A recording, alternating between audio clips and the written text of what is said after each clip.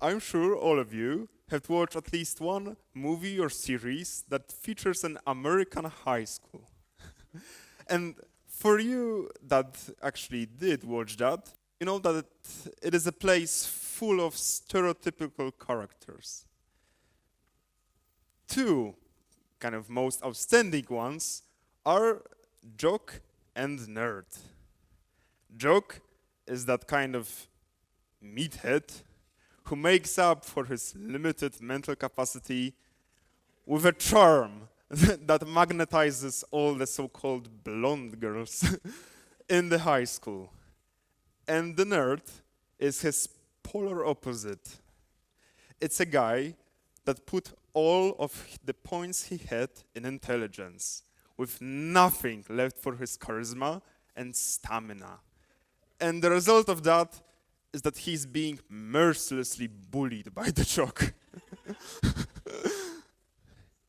This is an intentional exaggeration of the world of young people for comedic purposes. However, it underlines a quite interesting and frankly problematic tendency our society has. Us, or parents, or teachers, sometimes subconsciously believe that intelligence and strength are those kind of antagonists, opposite ends of the spectrum, that if we want to excel academically, we have to make concessions for physical greatness, and that if we want to be perceived as fit and charismatic, we cannot talk too eloquently and show our fascination with something too much, not to come off as a nerd. This belief is obviously a faulty one, right? But for reasons that are much more interesting than we might have thought.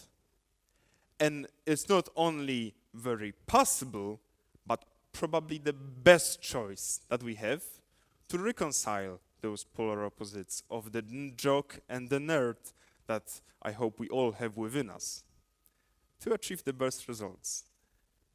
My story of that reconciliation begins around 8th grade. Like all the people my age at the time, I was in lockdown with a big test to write next year. And because of that, I fixated on my grades, on the test scores that will get to me to a nice high school. And as a result, I neglected my physique and the passion that I used to have for football. Since I'm standing here talking to you, I definitely got to a very nice high school. I somehow got to that high school because, as I learned later, there was a much better and more efficient way to achieve the same thing with not as much sacrifices. And yes, and then another lockdown came. And during that lockdown, I stumbled upon a very interesting case study in a very interesting book written by John J. Ratty, and the book is titled Spark.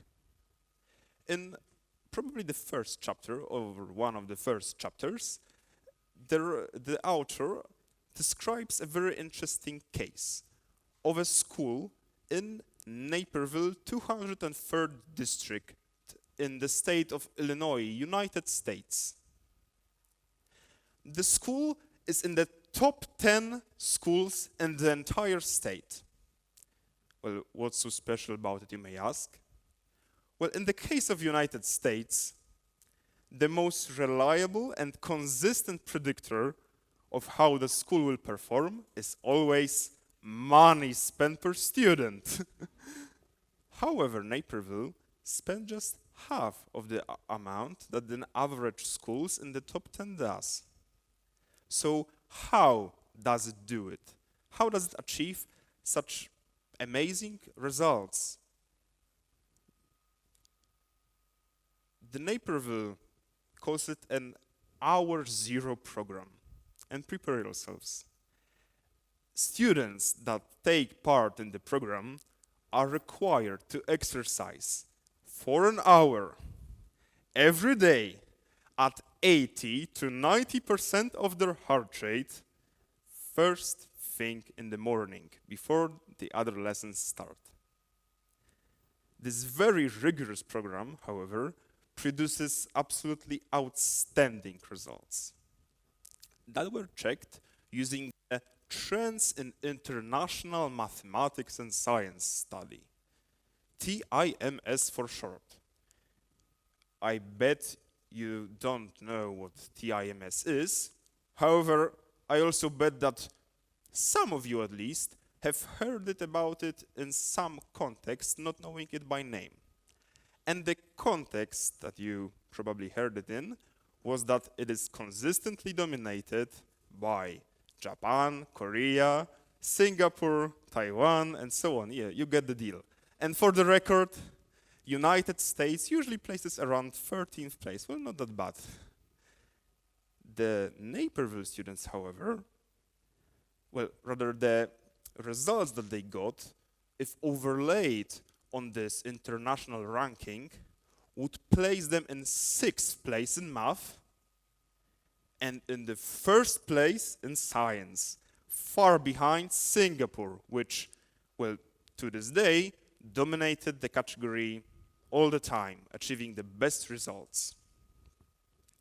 At the time, I was already considering taking up exercise myself, and in addition to that, a very special someone had an eye on me already for some time, which gave me enough motivation on itself to get myself in shape. However, this very interesting piece of information additionally sparked my curiosity for the subject, and now I just had to start to exercising. Well, I won't lie to you, not as rigorously, not even close as rigorously as the students in Naperville, however, still quite intensely, and most importantly, regularly, which also produced amazing results. First, I started to notice that my mind was much clearer. I had more energy to think and was generally less stressed throughout the day. Then, I started to see my focus increase. Remember online school? Well, somehow, this new routine allowed me to power even through that. Last but not least, I noticed that I somehow started to save a lot of time since I started to exercise. Well, counting in all the distractions, homework could take me up an hour, 2 or 3, but after I started to regularly train, the time was reduced substantially, and sometimes I could even finish all the things I had in an hour. And I also got the additional perk of this amazing physique. But it's not the subject of the talk. And it's not pseudoscience. Actually, there's a real scientific explanation for all of that. It's called BDNF. You don't have to memorize another acronym, I assure you. You can just call it a fertilizer for brain cells, because that's what it basically is. In one study, scientists sprinkled mouse neurons on a petri dish with a little dose of BDNF. And later, under a microscope, they have observed that they immediately started to sprout new connections out of the black, connecting to the neighboring cells. Later, another team of researchers done a study in vivo, so on the real life, real living organisms. They compared concentrations of BDNF in mice. One group exercised on a running mill and the other didn't. And as you probably expect, the mice that exercised had much higher concentrations of BDNF in their brains, and their heads were much better fertilized. And luckily for you, the same rule applies for people too. But why is that? Why probably the single species that spends the most time on its ass, sitting all day, needs so much exercise in its life to function properly? Well, you see, since we first appeared, it seems like a lot has changed. We maybe have a little less hair, our environment looks really different, but in this case, most importantly, our lifestyles have changed a lot. But our bodies are still the same bodies that run around this earth chasing wild game 50,000 years ago. They still belong to the same troglodytes of the time. And this is why we still have the same pre-programmed responses that those people used to have.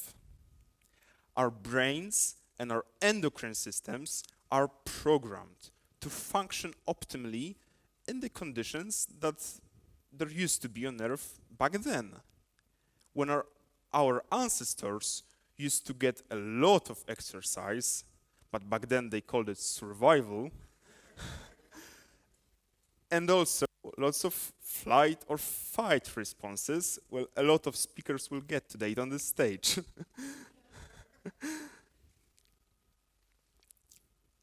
For example, exercise has been proven to balance out the concentrations of hormones and crucial factors in the brain that are responsible not only for health of our bodies, but also for the health of our mind. And this disbalance in those factors in the brain has been proven countless amount of times to strongly correlate with many, many mental health disorders. Well, and if I would really love to, but if I really had to describe all of the amazing benefits that exercise can bring you, I would have to talk for much longer than the organizer of this event would even let me. But it's a subject that is worth exploring on your own. And someone could even say that it's a journey worth taking. So listen to me when I tell you. You can hit that gym, you can go for that run. Really, you can do whatever you like, on condition that it makes your heart race and you feel out of breath doing it. You will be surprised how much good exercise can do for you, even in the most unexpected areas, like your maths or science skills. Thank you.